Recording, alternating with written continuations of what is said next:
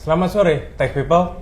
Jumpa lagi dengan kami dari Sapiens dalam acara Sapiens Lightning Talk. Sore ini bersama saya, Pradit, dari divisi Emerging Business di Sapiens. Sebetulnya adalah area di mana yang berkaitan dengan teknologi untuk di aneka industri, gitu ya, terutama untuk hal-hal yang baru atau yang belum umum dilakukan selama ini. Di kesempatan sore ini kita akan berdiskusi atau bicara tentang digitalization dalam agriculture industry, forestry, dan hal-hal sejenisnya. Dan bersama kita sudah ada Mas Handi. Sore, Tech People. Perkenalkan, saya Handi Pratama. Saya sebagai business consultant di Sapiens Teknologi Indonesia dan juga sebagai product owner dari salah satu produk di Sapiens yang berhubungan dengan agriculture. Thank you, Mas Handi. Thank you, Mas singkatnya. Sedikit menambahkan, Mas Handi ini adalah tadi sudah disampaikan seorang product owner dan juga project manager gitu ya untuk sebuah platform digital yang Sapiens kembangkan dan sudah digunakan oleh beberapa klien kami saat ini yang bergerak di area industri agriculture. Nah, nanti kurang lebih selama 20-30 menit ke depan kita akan banyak berdiskusi di sana, dan silakan buat Tech People yang mau memberikan pertanyaan atau mungkin ada yang ingin disampaikan bisa langsung ditulis saja di kolom komentar. Insya Allah nanti akan kita bisa berikan responsnya atau kita berikan jawabannya di akhir sesi. Langsung aja kita masuk ke dalam topik ya, Mas Handi. Yeah. Sebelum kita masuk ke spesifik tentang produk yang dibangun, yang namanya Xplan ya. Betul, namanya kita Xplan. kedepannya akan sebutnya sebagai Xplan platform ini. Sebetulnya isu atau latar belakang apa sih di industri agriculture yang kita coba jawab gitu, yang Mas Andi sedang coba jawab dengan platform tersebut. Oke, jadi isu atau latar belakang yang coba kita jawab dari platform tersebut sebenarnya kita dapatkan dari beberapa kali kita coba ngobrol ya dengan klien-klien kita yang ada yang bergerak di bidang agriculture.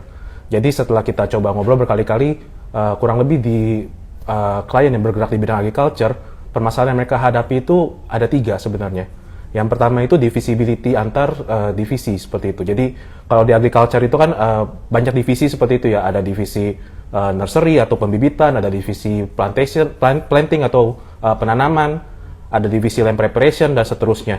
Nah, kadang-kala mereka itu antara satu divisi dengan divisi yang lain tidak ada visibility. Jadi yang satu kerja sendiri, yang lain kerja sendiri. Jadi kalau misalnya ini berlanjut terus, ini akan terjadi kekacauan seperti itu. Karena misalnya di divisi planting, ketika mereka udah punya rencana untuk melakukan planning, tapi ternyata bibitnya nggak ada, mereka nggak dapat informasi tersebut dari divisi nursery. Nah itu jadi mereka planning yang udah dibuat jadi nggak bisa dilaksanakan. Itu dari sisi visibility. Terus yang kedua dari sisi real time data. Jadi kita tahu kalau misalnya industri agriculture itu letaknya biasanya remote seperti itu. Jadi karena letaknya remote, data itu atau report itu sulit untuk didapatkan secara real time. Jadi mungkin data atau report dari seluruh pekerjaan yang dilakukan di agriculture itu mungkin baru 1 minggu ke belakang atau satu di akhir bulan baru bisa didapatkan. Seperti itu sih. Oke, thank you. Berarti kalau saya coba understand ya, itu kan isunya lebih banyak bagaimana membuat proses di dalam industri agriculture mulai dari pembibitan, penanaman, nanti kemudian mungkin sampai panen ya, harvesting. Itu isunya adalah bagaimana si proses tersebut menjadi satu proses yang seamless gitu kan ya, Mas? Betul, betul sekali. Sorry, ini ada gangguan teknis sedikit. Iya. Nah, bagaimana proses validasi Mas Handi sewaktu berideasi gitu ya, sampai pada akhirnya memutuskan bahwa ini isunya bisa dijawab dengan digitalisasi? Karena kita kan mencoba menghindari bahwa apa-apa harus digital, padahal value-nya belum tentu memberikan yang paling maksimal, belum tentu solve masalah dengan digital gitu. Bisa jadi sebetulnya solvingnya dengan cara lain. How do you make sure bahwa ini adalah solusinya? Kita tahu kalau agriculture itu sebenarnya industri yang cukup tua ya, mungkin industri yang paling tua di dunia seperti itu. Jadi kalau di industri agriculture itu sebenarnya sudah banyak SOP yang dikembangkan oleh pelaku-pelaku bisnis. Jadi ada SOP untuk melakukan land preparation, ada SOP untuk melakukan planting, ada SOP untuk melakukan nursery dan seterusnya. Nah, ketika kita assess ternyata meskipun SOP ini telah dilakukan, ternyata pain point ini nggak hilang seperti itu. Jadi pain point yang tadi visibility antara divisi itu tidak hilang. Terus pain point untuk ketidakefektifan dalam penggunaan material dan lain sebagainya itu tidak hilang. Jadi atau visibility dalam penggunaan material itu tidak hilang. Jadi untuk menjawab pertanyaan tersebut, kita putuskan mungkin ini bisa dijawab dengan menggunakan solusi atau pendekatan dari secara digital seperti itu. Mungkin kalau mengelaborasikan lebih lanjut ya, pendekatan digital yang diberikan itu kan berarti menjadi membangun sebuah platform yang namanya Xplan ini. Betul. Sebetulnya bisa diceritain nggak ke tech people, seperti apa sih Xplan ini? Oke, jadi Xplan adalah sebuah plantation management platform, kita menyebutnya sebagai itu, yang mengcover seluruh kegiatan operasional dari agriculture, mulai dari ujung ke ujung, mulai dari land preparation atau persiapan tanahnya, mulai dari planting, mulai dari kegiatan upkeep atau kegiatan perawatan, sampai ke harvesting dan transport to mill. Bahkan juga kita juga mengcover kegiatan nursery atau pembibitan yang sebenarnya berjalan secara paralel dengan kegiatan plantation itu sendiri. Seperti itu.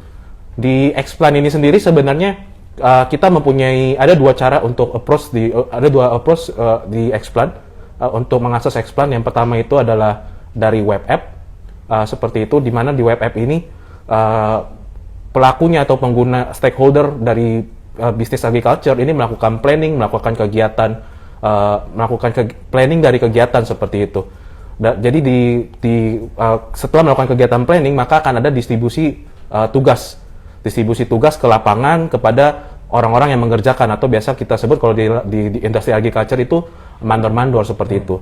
Nah, setelah tugas tersebut didistribusikan, maka mandor akan mendapatkan notifikasi di mobile aplikasinya. Jadi cara yang kedua adalah secara mobile application seperti itu, sehingga mereka mendapatkan secara utuh apa yang harus mereka kerjakan pada hari itu. Artinya yang terlibat itu dalam proses platformnya kan ada web application gitu ya, kemudian ada mobile gitu ya. Yang di web ini lebih banyak untuk bikin kerangka kerjanya, betul. Kemudian nanti yang eksekusinya itu lebih banyak di area mobile application-nya. Ya, betul seperti itu. Jadi yang di web itu lebih banyak ke arah melakukan kegiatan planning, melakukan kegiatan budgeting untuk material usage seperti apa, seperti apa yang diperlukan untuk misalnya untuk kegiatan pemupukan seperti itu. Jadi biasanya itu di industri agriculture sudah ada semacam template atau sudah ada semacam standar untuk melakukan kegiatan pemupukan, misalnya sebesar 10 hektar berapa banyak sih pupuk yang dibutuhkan. Jadi melakukan kegiatan standarisasi seperti itu ditranslasikan menjadi planning, itu ada di web application. Nah, setelah itu mandor-mandor akan mendapatkan informasi mengenai tugas-tugas yang harus mereka lakukan pada hari tersebut seperti itu. Di sana juga terpampang di mana mereka harus melakukan kegiatan misalnya tadi pemupukan, bahan-bahan apa yang mereka perlukan, pupuk jenis apa dan lain sebagainya, dan juga budgetnya. Jadi ketika melakukan kegiatan pemupukan tersebut, karena sudah ada guideline-nya di mobile app tersebut, kita bisa mengharapkan untuk ketidakefektifan dalam penggunaan material bisa dikurangi. Loh, berarti kalau yang menarik adalah ketika mandor atau petugas lapangan ini ke lapangan, dia berarti bekerja sambil membawa mobile apps ya, mobile phone di dalamnya ada aplikasinya. Iya, betul. Emang nggak ada isu sinyal di sana? Nah, untuk kalau di agriculture, karena seperti tadi juga sudah kita jelaskan, kebanyakan itu kan adanya di remote area. Pasti akan ada isu signal di sana. Nah, untuk menanggulangi hal tersebut, di mobile application itu kita menggunakan pendekatan yang kita namakan sebagai offline mode seperti itu. Jadi, mandor-mandor dapat bekerja ke lapangan, membawa mobile phone mereka, mengisi data-data tersebut di mobile application mereka. Kemudian data tersebut akan disimpan secara lokal di handphone mereka seperti itu. Nanti ketika mereka kembali ke kantor, biasanya di kantor itu sudah minimal ada signal wifi seperti itu. Ketika mereka kembali ke kantor, mereka bisa mengupload data. Oh, oke. Nah, tapi kan ada stigma ya, atau ada dogma yang saya pernah dengar kalau di industri agriculture itu apa? Mungkin Mas Andi bisa koreksi ya, bahwa pupuk terbaik adalah jejak kaki gitu kan ya. Itu hubungannya di konteks ini, apakah si sistem tadi bisa membantu memastikan bahwa si jejak kakinya petugas itu ada di sana, itu gimana caranya? Oke, jadi mungkin stigma yang Mas Pradit maksud, ada idiom ya dalam bahasa Inggris mungkin, the best fertilizer is the footprint of the planter, seperti itu. Yang artinya, kalau kita ingin memastikan tanaman kita itu tumbuh dengan baik, terpupuk dengan baik, menghasilkan yield yang baik, itu harus dihadiri dan harus dirawat di tempat oleh pekerja-pekerjanya yang ada di sana, seperti itu. Nah, platform kita, mobile application kita membantu untuk hal tersebut seperti itu. Karena di platform kita ketika kita melaporkan kegiatan di mana kita melakukan kegiatan yang didistribusikan kepada kita, kita bisa memberikan bukti berupa bukti foto seperti itu. Jadi dengan adanya bukti foto, kita memastikan kalau laporan ini itu tidak dibuat mungkin entah di desa sebelah atau entah di petak yang salah dan lain sebagainya, karena ada bukti fotonya di situ. Terus kemudian juga meskipun offline, sebenarnya handphone kita itu tetap bisa menangkap signal GPS seperti itu. Ya, jadi itu mungkin satu hal yang menarik juga, hati-hati dengan menyalakan lokasi. Ya, karena meskipun offline, handphone kita tetap bisa menangkap signal GPS. Jadi kita program sedemikian rupa ketika handphonenya ketika data tersebut di save, kita juga mengambil lokasi dari di mana laporan tersebut dibuat. Jadi nanti ketika diupload kita bisa melihat gambar bukti gambar kalau pekerjaan itu benar-benar dilakukan di tempatnya, dan juga kita bisa melihat di mana laporan tersebut dibuat. Oh, berarti nggak bisa ya kalau misalnya dia ngisi oke semuanya oke, foto diambil kemarin tapi sambil di warung kopi, itu nggak bisa ya? Nggak bisa. Kalaupun bisa ketahuan gitu ya? Kalaupun bisa akan ketahuan. Menarik. Tapi ini kan ya, bahwa dari tadi kita bercerita tentang platformnya itu sendiri, Xplan itu sendiri dengan segala keunggulannya gitu. Kan ujung-ujungnya yang merasakan value-nya harusnya kliennya. Betul. Gitu kan ya. Ada mungkin hasil testimoni atau apa sih voice of customer yang mungkin Mas Andi sudah pernah dapatkan dari teman-teman ya nggak tahu ya, apakah hanya ada yang di lapangan atau ada mungkin yang di head office gitu. Mungkin bisa Oke, jadi kalau untuk testimoni kita mendapatkan testimoni dari berbagai level ya, mulai dari yang level yang ada di lapangan, mandor, sampai ke level general manager seperti itu. Contohnya kalau misalnya yang ada di lapangan mandor, testimoni yang kebanyakan kita dengar itu sangat membantu mereka dalam melakukan pekerjaannya, dalam beberapa hal, membantu dan membuat mereka menjadi cepat dalam melakukan pekerjaannya. Contohnya, ketika mereka di lapangan sebelum adanya mobile application, mereka mungkin melakukan kegiatan pelaporan itu dicatat-catat aja di logbooknya seperti itu. Nah, mungkin karena namanya di lapangan, catat-catat di logbook itu kan mungkin tulisannya jadi nggak jelas seperti itu ya. Terus dan juga namanya logbook mungkin catatnya di mana itu bisa hilang dan lain sebagainya. Jadi dengan adanya mobile application kan sudah jelas di sini. Ini distribusi sudah ada card-cardnya seperti itu. Ini ada untuk tax yang mana, laporannya seperti apa, yang kemarin mereka laporkan itu apa. Jadi datanya itu bisa tally seperti itu. Terus kemudian yang kedua, untuk kantor atau pekerja lapangan, biasanya itu mereka ketika mereka selesai bekerja dan mereka kembali ke kantor, mereka akan menghabiskan cukup banyak waktu di kantor, mungkin bisa 1 jam atau 1,5 jam, hanya untuk melakukan konsolidasi pelaporan seperti itu. Jadi karena kan mereka kan mungkin dalam satu hari itu tugas yang mereka lakukan itu banyak ya. Tugas yang mereka lakukan banyak, ada di petak A melakukan pemupukan, di petak B melakukan weeding misalnya. Tugas yang mereka lakukan banyak dan konsolidasinya itu cukup memakan waktu. Jadi sudah pemandangan yang cukup umum seperti itu. Kalau kita melihat setelah mereka selesai bekerja di kantor itu bisa sampai 1 jam, 1,5 jam. Tapi dengan adanya sistem ini, ketika mereka sampai di kantor, laporannya tadi udah dibuat di lapangan. Di kantor ada signal, ada signal wifi, mereka upload langsung beres. Jadi nggak sampai 5 menit mereka langsung bisa pulang. Konsolidasi laporan dilakukan secara otomatis oleh sistem. Wah, menarik ya. Berarti itu real value-nya adalah, tadi kalau saya coba tangkap, yang pertama adalah membuat planning activity itu jelas terstruktur, yang kemudian didistribusikan kerjanya, itu dengan lebih efisien, kemudian ujung-ujungnya teman-teman di lapangan ini real value-nya adalah benar-benar dia ya pas bekerja lebih efisien, lebih cepat gitu ya, tanpa harus mengkonsolidasikan lagi gitu ya. Iya, betul. Saya ada pertanyaan lain, cuman saya harus pause dulu. Oh, oke. Ini ada pertanyaan dari @wicaksono Jati, apa saja KPI atau target dari implementasi platform digital X-Plan ini? Mungkin bisa di-share beberapa poin, Mas Andi. Mungkin kalau terkait dengan KPI ini kali ya, bisa apa namanya, dari perspektif operasi, dari finansial atau apa gitu kali ya? Nggak tahu. Menurut Mas gimana?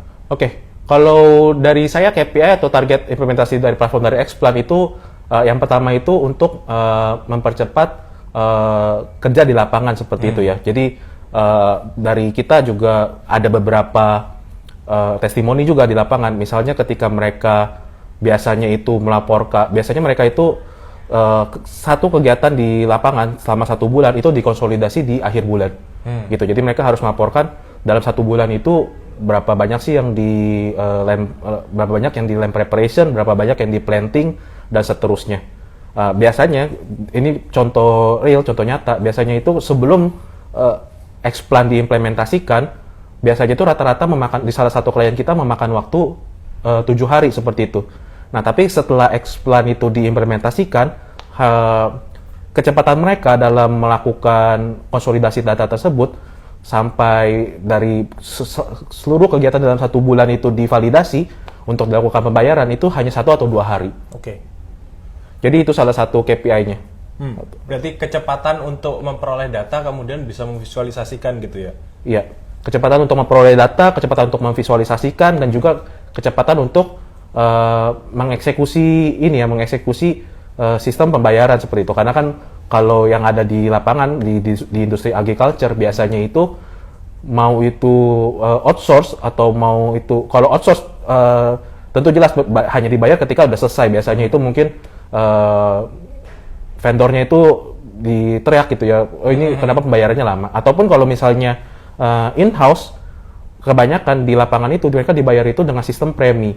Jadi butuh ada validasi pekerjaan, ketika pekerjaan ini sudah divalidasi baru dibayarkan. Oh, oke. Tapi kalau KPI related dengan lebih strategic perspektif gitu ya. Kalau tadi disampaikan kan masih menyambung pertanyaan tentang KPI. Yang Mas sampaikan kan lebih kepada sisi operasional gitu ya, bahwa ngambil datanya cepat, kemudian visualisasinya cepat dan lain sebagainya. Ini ada value yang bisa, result yang bisa membantu dari perspektif strategik nggak? Misalnya manajemen bisa do something terhadap sesuatu atas apapun yang informasi dia sudah dapatkan gitu? Oke. Kita juga ada satu contoh nyata untuk contoh nyata apa sih sebenarnya impact positif untuk top management seperti itu ya. Jadi di salah satu klien kita, karena sekarang kebetulan lagi musim kemarau seperti itu, kegiatan penanaman itu berjalannya itu sangat lambat.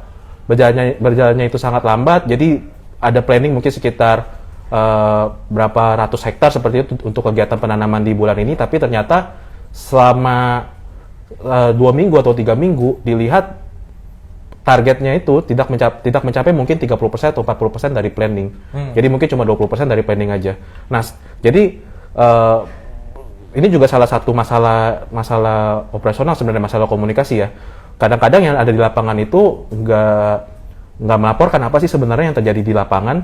Jadi HO itu nggak bisa berbuat banyak seperti itu. Nah, tapi dengan adanya sistem ini, top management di HO itu bisa melihat, oh ternyata kenapa planning di bulan ini hanya 20% atau 30%, padahal ini udah minggu ketiga seperti itu. Oh ternyata penyebabnya adalah karena di lapangan itu tidak bisa dilakukan kegiatan penanaman karena lagi musim kering, lagi musim kering atau kemarau, sehingga kalau dilakukan kegiatan penanaman itu rawan mati untuk tanamannya. Nah, jadi setelah top management tahu tentang hal itu, jadi mereka itu melakukan procurement. Jadi ada satu material gitu ya di agriculture. Kalau misalnya cuaca nggak mendukung, itu ada suatu semacam tablet yang bisa menjadi yang isinya air seperti itu, yang ditanamkan bersama-sama dengan tanaman, sehingga itu menjadi sebagai pengganti cadangan air lah seperti itu. Oke, dan itu perlu dilakukan manajemen strategic decision Betul. untuk misalnya procure dan lain sebagainya, untuk cut loss dan lain sebagainya ya. Iya, betul. Menarik sekali. Thank you. Iya.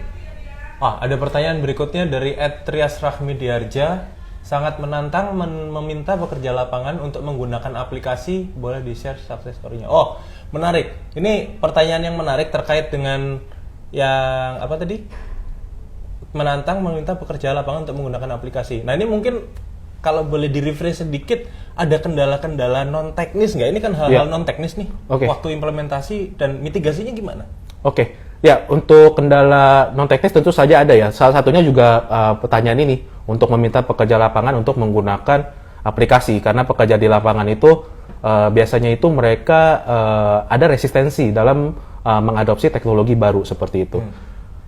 Nah, untuk memitigasinya, yang pertama itu tentu saja agar user adoption-nya tinggi, kita harus menjelaskan kepada pekerja di lapangan kalau sistem ini, sistem yang ada yang kita sediakan itu berguna bukan hanya untuk perspektif dari manajemen, tapi juga berguna untuk perspektif mereka sendiri seperti itu. Karena kan seperti yang tadi sudah kita bicarakan, biasanya itu setelah pulang kerja misalnya, mereka itu mungkin harus udah capek-capek tapi masih harus melakukan konsolidasi 1 jam, 1,5 jam, itu kan cukup memakan waktu. Nah, kita jelaskan ke mereka, oke, mungkin untuk pertama kali adopsi teknologi baru gitu ya, akan ada 2 sistem transisi kan, karena kan kita nggak bisa serta-merta meninggalkan sistem yang lama. Jadi sementara itu melakukan 2 sistem yang lama manual dijalankan, sistem mobile application dijalankan. Tapi kita berikan penjelasan dengan baik. Kalau misalnya masa transisi ini sudah lewat, sistem yang lama bisa kita tinggalkan. Mereka bisa membayangkan betapa banyak waktu yang mereka singkat seperti itu kan. Karena mereka sekarang udah capek bekerja, nyampe ke kantor, Masih upload, harus input lagi. iya, itu kan nggak perlu dilakukan lagi. Jadi sampai ke kantor, upload, langsung pulang. Nggak nyampe 5 menit mereka langsung pulang. Jadi untuk resistensi seperti itu yang perlu kita lakukan adalah kegiatan persuasif dan juga menjelaskan benefitnya untuk pelakunya di lapangan itu seperti apa sih. Oke. Berarti aktivitas pendampingan itu menjadi sangat penting ya untuk bagian dari change manajemennya juga ya. Iya, betul. Dan kalau saya boleh highlight tambahan lagi adalah sebetulnya bagaimana value dari digitalisasi itu bisa terdeliver dengan baik gitu kan ya, nggak cuma di atas kertas tapi benar-benar dirasakan impact-nya oleh semua stakeholders ya. Iya, semua stakeholder, mulai dari yang paling bawah sampai yang paling Iya. atas. Kalau cuma cerita bahwa nanti ada efisiensi, peningkatan profit, peningkatan revenue, tapi teman-teman yang eksekusi di lapangan kok lebih susah, ya digitalisasi nggak ada value-nya gitu kan ya. Ya, karena kan digitalisasi salah satu pilarnya juga people-nya ya. People. Jadi kalau people-nya itu merasa digitalisasi ini atau digital transformasi ini malah menyusahkan pekerjaan mereka, malah ini akan nggak jalan dan dipastikan itu akan gagal lah. Valid point. Thank you. Ada pertanyaan lagi? Oke, dari @senjakaca. Ada suggestion perkebunan sebesar apa yang sebaiknya menggunakan aplikasi ini? Ini menarik nih. Apakah kebun cabai di rumah itu bisa pakai gitu kan ya? Seberapa scale-nya sih yang paling pas gitu kan ya? Oke, kalau scale, menurut kami apapun itu bisa ya, Mungkin 1 hektar, mulai dari 1 hektar, mulai dari 2 hektar, mulai dari 3 hektar itu is oke untuk menggunakan aplikasi ini. Karena aplikasi ini juga ketika dibangun, kita cukup fleksibel dalam membangun logik dari aplikasi itu sendiri. Dan juga, jadi apapun bisa dimasukkan ke sini. Karena sekecil apapun perkebunan, pasti kegiatan upkeep perlu dilakukan, kegiatan perawatan itu perlu dilakukan, seperti itu. Nah, salah satu fitur utama dari Xplan juga, kita bisa mendaftarkan rejim upkeep tertentu seperti itu. Apa yang dimaksud dengan rejim upkeep itu? Jadi kalau di kegiatan upkeep itu ada semacam sequence-nya. Oke, di hari ke-30 itu harus melakukan apa, di hari ke-40 itu harus melakukan apa, di hari ke-50 itu harus melakukan apa. Sekecil apapun perkebunannya itu harus dilakukan. Kalau misalnya mungkin kalau dilihat 1 hektar, 2 hektar itu kecil ya, tapi bisa jadi itu kelupaan itu dalam melakukan kegiatan planning tersebut. Nah, dengan adanya sistem Xplan, Planning tersebut akan di auto generate. Jadi akan di auto generate berdasarkan hari kita tanam atau berdasarkan hari kita harvest. Jadi nggak akan kelupaan lagi untuk melakukan kegiatan-kegiatan upkeep tersebut. Oh, karena tadi ceritanya ada moduler, berarti harusnya kalau untuk apa jenis tanaman yang nggak perlu jagain pembibitan misalnya, itu bisa ya? Cuman beberapa prosesnya aja gitu nggak apa-apa ya? Ya, itu bisa karena kita membuat sistem explant itu fleksibel dan modular gitu. Jadi tergantung dari kebutuhan perkebunannya aja itu butuh apa. Jadi misalnya ingin harvestingnya aja atau harvesting dan transport to mill-nya aja itu bisa kita lakukan. Termasuk kalau misalnya jenis tanamannya pun berbeda-beda, oke ya? Itu masih oke, masih bisa kita lakukan. Untuk jenis tanaman yang berbeda masih bisa kita lakukan karena itu adanya di level konfigurasi. Jadi mungkin jenis tanaman yang berbeda itu beda cara upkeep-nya itu bisa kita config. Mungkin buat bayangan aja, ada nggak satu contoh jenis tanaman yang saat ini sudah dipakai di apa yang menggunakan sistem explant? Kebun apa sih? Satu contoh aja. Oke. Salah satu contoh yang sudah menggunakan kebun explant itu adalah kebun tanaman kaliandra. Kaliandra ya? Iya, kaliandra. Jadi kaliandra ini adalah... Itu ya? Nggak kebayang saya, kaliandra itu buat apa itu? Oke, jadi kaliandra ini adalah tumbuhan yang terkenal memiliki heat value yang tinggi seperti itu. Jadi kalau di istilah gampangnya mungkin kalau dibakar itu energi yang dihasilkan itu tinggi dari kaliandra ini. Nah, jadi kaliandra ini bisa digunakan sebagai pengganti bahan bakar batu bara jika diproses menjadi wood pellet. Oh, berarti sejalan dengan tema sustainability dan green yang saat ini lagi rame ya gitu ya sebetulnya. Betul. Dan kita support itu juga ya. Betul. Menarik. Lanjut ke pertanyaan berikutnya. Dari Henry Stanzino, apakah ada requirement seperti sistem atau bisnis proses tertentu untuk aplikasikan explant? Ini sepertinya nyambung dengan yang sebelumnya ya, sudah dijelaskan terkait dengan modularitas. Jadi tipe kebun berbeda juga nggak masalah, kemudian tipe tanaman berbeda juga tidak masalah, kita bisa sesuaikan gitu ya. Pertanyaan berikutnya cukup banyak nih kayaknya. Dari @Lizel Fedrilan. Oh, I need to shift to English right now. Oh, okay. How long do you think this application will take to be implemented? Are the processes generic enough to be applied to any product related to agriculture? I may jump to the second question. The generic enough, yes, the answer, because Mas Andi already informed us about the modularity and all that. But the first question, right? Yeah. If there's another new client or customer would like to implement this system, right? How long does it take? Approximately, of course, it's going to be different, right? Yes. So how long does it take to? Okay, I think it's going to be different from case by case, right? But I will say 1 month is generic enough to implement this system. Maybe 1 month, 1 week to understand if the process is actually the same with what we have right now, right? And then 2 weeks maybe for the configuration, and then the last week for training. Oh, then I believe the one who asked has some kind of a good forestry in outside Indonesia maybe, so should we shift back to bahasa? Okay, the next question is in bahasa. Mari kita bacakan. Victor at Jakarta. 1. Berapa lama kira-kira untuk implementasikan aplikasi explant? Tadi sudah dijawab baru saja. Berapa besar, berapa hektar? Tadi sudah disampaikan juga, cukup fleksibel. Of course kayaknya sih mesti diskusi tentang seberapa rumit mereka rasakan ya untuk saat ini. Betul. Ya. Kalau mereka tidak merasa rumit untuk manage setengah hektar bangsa 100 meter persegi, ya what would you even think about the system gitu kan. Kemudian cost-nya harus invest atau bisa sewa, atau alias bisa capex atau opex. Nah ini menarik. Gimana gambaran apa tuh commercial apa deal-nya? Cuman mungkin hold it ya, kalau dari saya pembicaraan ini Victor at Jakarta mungkin bisa langsung kontak, nanti kita bicara lebih lanjut terkait dengan ini. Ke mana nih kontaknya? Mungkin bisa dibantu nih saya nih. Oh, langsung ke Instagram aja ya, DM kali ya. Nanti bisa DM, kita bisa lanjut obrolannya terkait dengan ini. Any other question kah? Ya, tapi mungkin spill sedikit kalau kita itu cukup fleksibel ya untuk bisnis model ya. Mau capex boleh, mau opex boleh. Jadi nggak nggak ada harusnya nggak jadi blocker gitu ya. Oh ya sih, oke.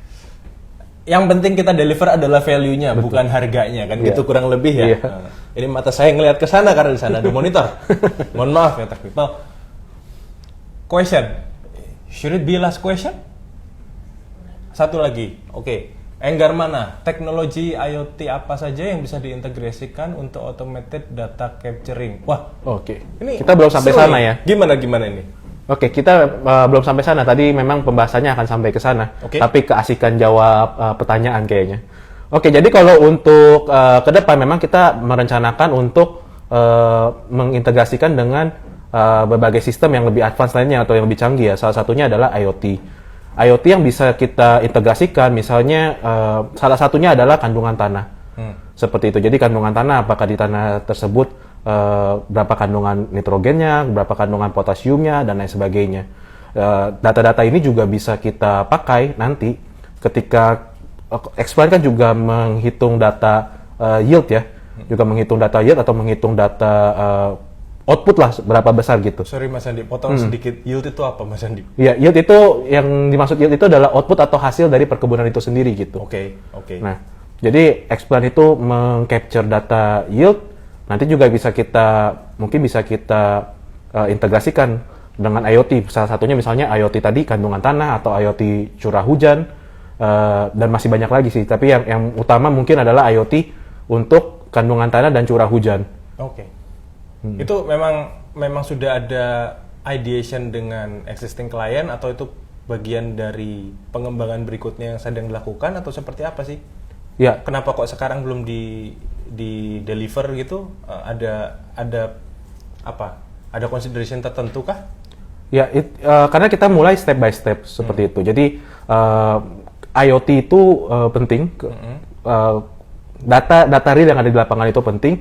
Tapi selain IoT, yield atau tadi output yang dihasilkan oleh agriculture itu kan nggak hanya bergantung dengan apa sih kandungan tanahnya, tapi juga bergantung kepada bagaimana sih perawatannya, apakah dirawat dengan baik, dari mana sih asal bibitnya dan seterusnya. Jadi kita mau meng-capture data operasional itu terlebih dahulu seperti itu. Jadi yang kita bangun di Explain sebenarnya adalah suatu platform yang karena kalau kita bicara tentang digital transformation, layer paling bawahnya itu adalah data akuisisi.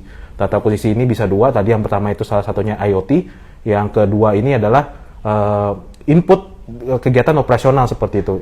Kita mau meng-capture ini dulu, kegiatan operasionalnya itu seperti apa saja yang dilakukan. Nanti ke depannya tentu saja ini akan di-combine dengan data dari IoT.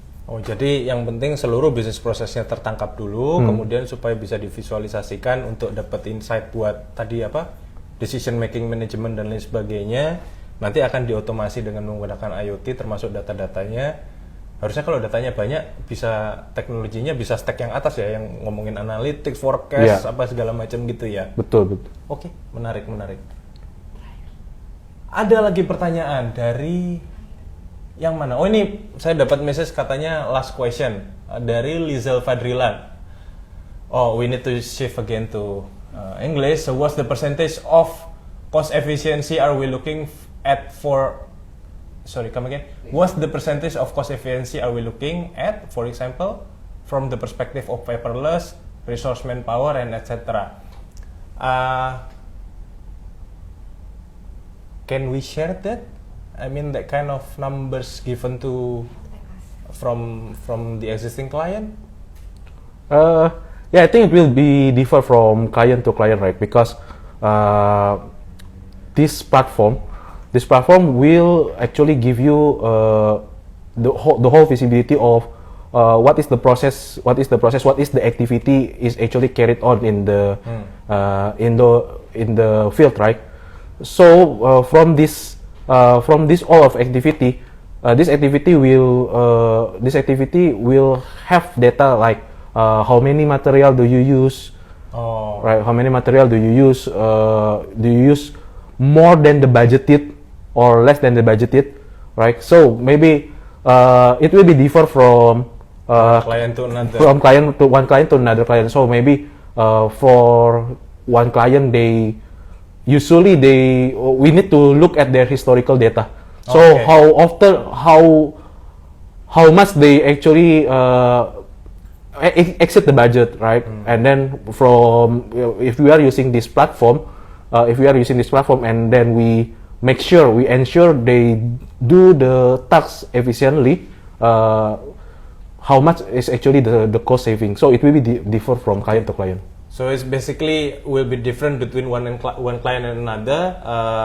Yes, it gives some kind of a value, as mentioned earlier by Mas Handi on the previous topics discussion. But yeah, if you want to know more about this and want to have a further discussion regarding to this, shift bahasa Indonesia lagi nih saya nih. Kita bisa lanjutkan diskusinya dengan meninggalkan kontak di DM atau misalnya masuk ke websitenya kita di sapiens.id, kemudian di situ nanti ada contact us, kita bisa diskusikan lebih lanjut. Saya dapat info juga nih, waktunya sudah habis. Jadi sekali lagi mungkin sesinya tidak terasa sudah berjalan 30 menit. Saya ucapkan terima kasih banyak kepada Mas Handi. Thank you Mas Pradit. Sebagai narasumber kita sore ini, kemudian teman-teman semua tech people yang sudah setia menyaksikan acara ini kurang lebih 30 menit ke belakang. Thank you again. Sekali lagi tak lupa mengingatkan kalau misalnya ada pertanyaan atau ada hal yang ingin diskusikan lebih lanjut, will be open untuk contact us gitu kan ya. Dan apa ini? Jangan lupa ada pesan sponsor nih. Jangan lupa untuk follow semua sosial media Sapiens. Ada Instagram, ada YouTube, ada Facebook, ada TikTok, ada X, not Twitter anymore guys. Ada LinkedIn dan juga ada Threads ya. Anyway, silakan di follow, di subscribe juga. Jangan lupa saksikan terus di situ karena akan ada update untuk kegiatan XLT atau Sapiens Lightning Talk dengan topik-topik yang tidak kalah menariknya di kemudian hari. So, saya Pradit dan narasumber. Saya Handi. Selamat sore dan sampai jumpa lagi. Thank you. Thank you.